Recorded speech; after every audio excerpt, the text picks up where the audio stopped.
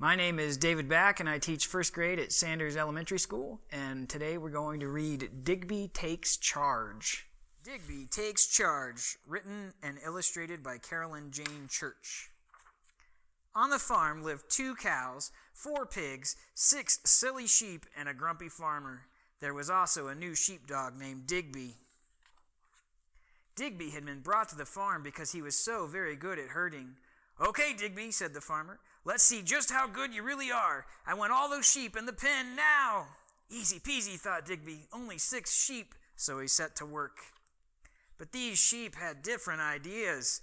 They didn't like being told where to go or what to do. This made Digby angry. He made a ferocious face and growled at them, but the sheep shrugged and wandered off to eat some tasty grass.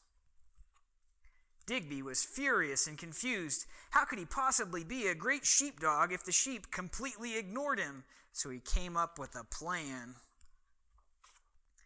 "Into the pen now!" he yelled over the noise of the engine, but the sheep just smiled. Digby had another idea. "Into the pen now!" he shouted over the roar of the tank, but the sheep weren't scared.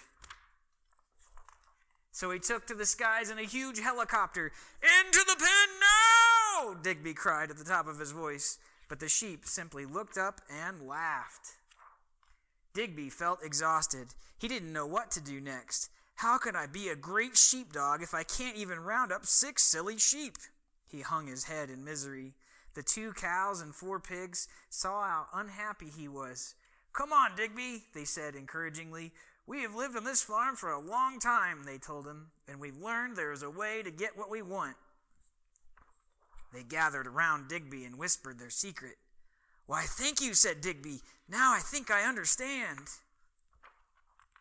He took a deep breath and wandered over to the sheep. "Would you go into your pen now, please?" One by one, the sheep went quietly into the pen, and Digby never had any trouble with the sheep again. But the ducks were another matter. Okay, that's the end.